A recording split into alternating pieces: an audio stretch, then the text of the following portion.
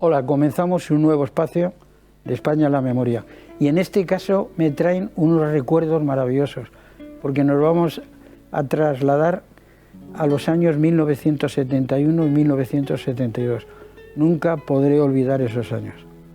Yo en esa época estaba involucrado todavía en la música, no me dedicaba a lo que me vengo dedicando, al audiovisual. Y bueno, en aquellos años no solo me recorrí toda España, sino toda Europa, con el invitado que tengo aquí junto a mí y con el resto de los compañeros, porque él fue componente de los Pop-Toss, del grupo aquel que el cantante era Filtrín, Rafael Guillermo. Buenas tardes. Rafael de Guillermo, ¿te has puesto? Guillermo, sí.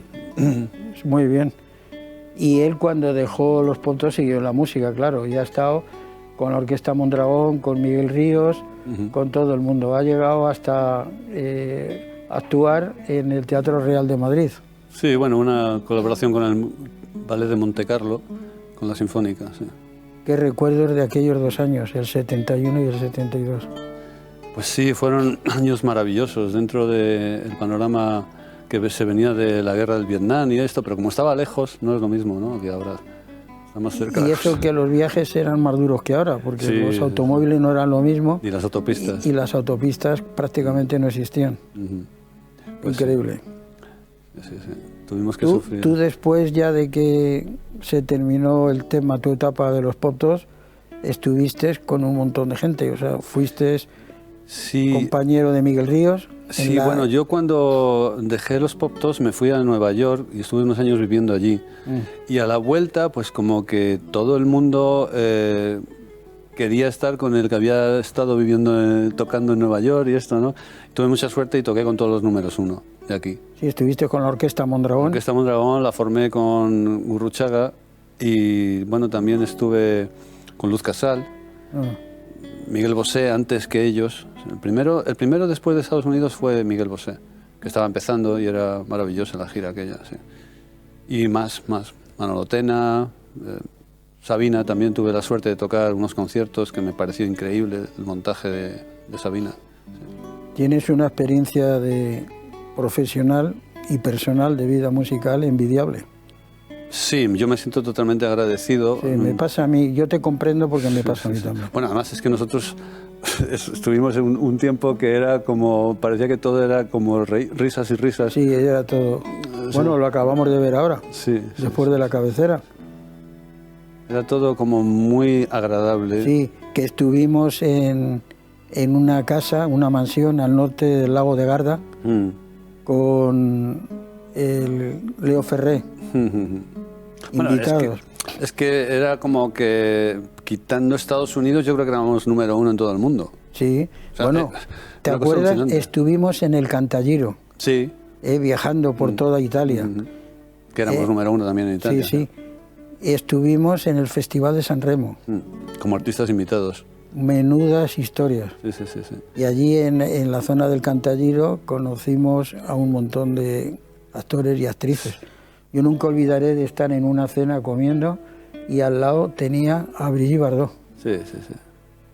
No, era una época... Y yo también venía antes de ya experimentar eso en Ibiza, porque estuve tocando en Ibiza algunos veranos, ¿no? Y había un ambiente como de distensión.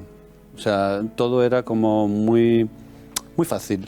Había momentos, obviamente, que pasaban cosas raras, pero en general todo el mundo estaba como... Cuando se entregaron el León de Oro y que estuvimos en Alemania... Sí, y tocamos... Con Udo Jürgens. Tocamos de teloneros de T-Rex en Hamburgo, que llegó con un... Actuasteis en la sala de París donde el atentado terrible. En el Bataclan. Sí. Solamente doy pinceladas. Este señor ha estado en el Bataclan. No, todo era posible. Todo era posible. Sí. O sea, no había restricciones más que las que te ponías tú mismo, realmente, ¿no? Sí. Y los kilómetros, aviones, carretera y la cantidad de personajes que conocimos. Mis padres lo que decían era, qué raro que el niño está en casa un rato, porque era como todo el rato por ahí dando vueltas. Sí, ¿no? Me acuerdo. Él es músico de carrera. porque habitualmente en los grupos de aquella época todos eran músicos de oído. Él ha estado 10 años estudiando música en el conservatorio. Sí, además tuve la suerte de estar con Antonio Lucas Moreno, que era amigo de Rubinstein, y por eso también me di cuenta de que seguir con el clásico como única opción era un suicidio, porque había tal cantidad de virtuosos a mi alrededor, de 15, 16 años, que es cuando acabé la carrera y entramos en esa zona, ¿no? Que dije, no, esto tiene que ser más fácil. Y apareció la música pop y dije, esto es una bicoca. Bueno, él es uno de los compañeros míos que compartimos una media tarde y una noche con George Harrison en Madrid. ¿En Madrid? En Madrid. Estuvimos cenando, le llevamos a cenar. Sí. Y fuimos luego a Fuimar y luego a ver flamenco, que yo reservé una mesa en Torre Bermejas. Total, una noche increíble. ¿Qué recuerdos tengo contigo? Que yo le pregunté, ¿cómo habéis hecho esto de los Beatles? Porque es la pregunta que todo el mundo tiene en la cabeza. Y me dijo, es que no teníamos ninguna duda, ninguno de los cuatro. Lo que me pareció una respuesta muy significativa, ¿no? Y yo me acuerdo cuando estábamos en la cafetería Fuimar que entraba la gente a pedir autógrafos, pero no a nuestra mesa, a una mesa de al lado, que el que estaba era el que hacía Valentín Tornos, un actor que hacía el papel de Don Cicuta en el 1, 2, 3. Estaban despistados. Pero la verdad es que era un momento donde podía pasar cualquier cosa, ¿no? Yo me acuerdo cuando llegamos la primera vez a Suecia como número 1, grupo número 1, que el que nos había contratado se había ido con todo el dinero de la gira. Era una estafa. Sí, y entonces la propia policía de Estocolmo nos buscó una pseudo gira para que no fuera tan grave la historia y al final, bueno... Y el que estaba de embajador era el que estaba casado con la hija de Franco. Sí. ¿Tú te acuerdas de eso? Fue increíble. Hombre, claro que me acuerdo. Sí. Y fue el que ayudó y se volvió a montar una nueva gira. Y al final nos resarcimos. Sí. O sea que la policía... Salisteis en televisión y diciendo el problema que teníais. Sí. Curioso. ¿Y Alemania? Las giras por Alemania. No parábamos. Alemania era una gira cada rato, sí. Y lo de Italia fue increíble. Bueno, en Alemania, en Dortmund, tuvimos que tocar 3 veces seguidas el Mami Blue porque la gente no nos dejaba tocar otra canción. Sí, yo estaba ahí con vosotros. Me acuerdo que actuó con vosotros Udo Jürgens. Sí. Y luego en la fiesta de la noche en el hotel, menudo desmadre. Bueno, imagínate. Éramos felices. Sí, bueno, yo intento serlo ahora, pero la verdad es que esa época era dorada. No había pandemias, no había problemas de política. Pero tú, ¿qué recuerdos tienes de aquella época? No de cosas concretas, agradable. Fue una experiencia para ti. Yo en ese momento no valoraba la gran suerte que estábamos teniendo. Me parecía lo más natural del mundo. Cuando llegué a Nueva York y estaba un día sentado en el bordillo del club donde tocábamos con The Troubadours from Spain, que era un grupo de Las Vegas que me contrató para tocar allí, y vi pasar a Bob Dylan con unos amigos por delante de mí, me di cuenta de que allí ya no era el número 1, que el número 1 había que ganárselo. Y esa es la gran diferencia y por lo que creo que Phil Trim no se atrevió a ir a Estados Unidos cuando se nos ofreció, porque él sabía de la diferencia de, digamos, el nivel de Estados Unidos con el nivel de Europa, ¿no? Musicalmente. Sí, musicalmente, sí. Que pasó hasta los Beatles, ¿no? O sea, que fíjate, tuvieron allí un pinchacito, ¿sabes? Sí. Pero bueno, es que nos quiten lo bailado. Está claro. Que nos quiten. Está claro. Estar pasando una noche con George Harrison, cenar con Brigitte Bardot y... Yo tengo un recuerdo que te va a ver si recuerdas tú una gala de la Cruz Roja, creo que era, o algo así, en Sevilla. Y estuvimos hablando con ministros No, la hija de Franco. Estuvimos hablando ahí, pero yo con los pelos, con los collares, el otro tal... Carmen, doña Carmen, la hija de Franco. Y aquello era una conversación... Y nos regaló un cenicero de plata. Increíble. Lo tengo yo. Sí. Ya erais medio vegetarianos, Raymond y tú. Bueno, lo intentábamos, pero siempre abríamos la nevera y estaban las comiditas de mamá ahí, que era como, bueno, esto es imposible, es decir que no. Pero luego yo sí me hice vegetariano en Nueva York, porque allí la comida como que tal, y ya empecé a cuidarme y la verdad es que no me arrepiento, ¿no? En el grupo había una alegría que nos poníamos motes a todos. Ah, sí.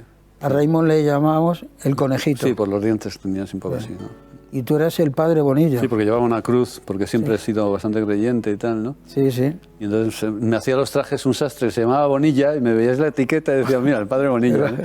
Qué fuerte. Sí. Eso no lo sabía. Ahora ya sé por qué se te llamaba el padre Bonilla. Sí. Pues alguien vio la etiqueta en uno de mis trajes o camisas y tal, y me las hacía a medida, porque claro, yo quería ir como me daba la gana, no del Corte Inglés, ¿no?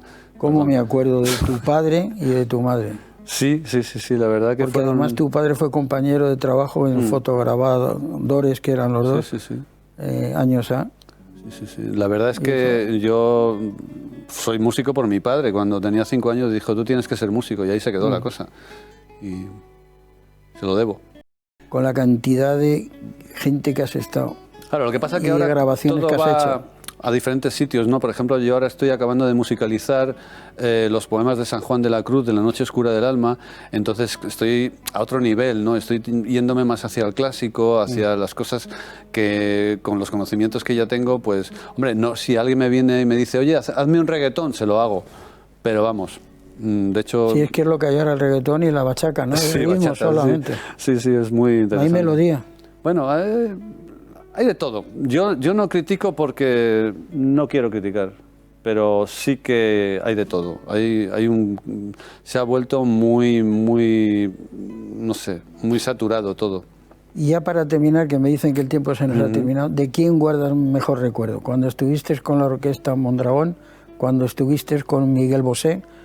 ¿Cuando hacía las galas con Miguel Ríos? A ver, yo a Miguel Ríos le debo muchísimo, porque es como mi hermano mayor, y siempre le estaré agradecido de que cuando él estaba con el himno a la alegría, que era algo muy gordo, o sea, era muy potente, Waldo de los Ríos, tal, Beethoven, no sé, pues él me metió en su grupo y tal, y luego me metió en la noche de verano, se llamaba, bueno, hice No estás sola. Rock and roll, en sí, una noche de verano. pero yo la verdad es que le estoy súper agradecido a los Pop Tops. Es que no lo pasábamos bien. Porque era lo más internacional que he tenido en mi vida. Así, dicho claro. Y yo igual. Yo nunca olvidaré los años con los Éramos número 1 en Japón. Sí, claro. Es que era un poco locura, ¿no? Pero es que éramos felices y no necesitábamos comer perdices. No. Vale, muchas gracias. Te ha quedado muy bien el cierre. Algún día volveremos, pero para hablar más. ¿Vale? Muchas gracias. Cuídate mucho. Te veo espléndido, te veo como la época. Bueno, yo a ti te veo pues muy en la pomada de lo que es este programa, que para los que nos gusta pues está muy bien. Un ejercicio de memoria. Sí.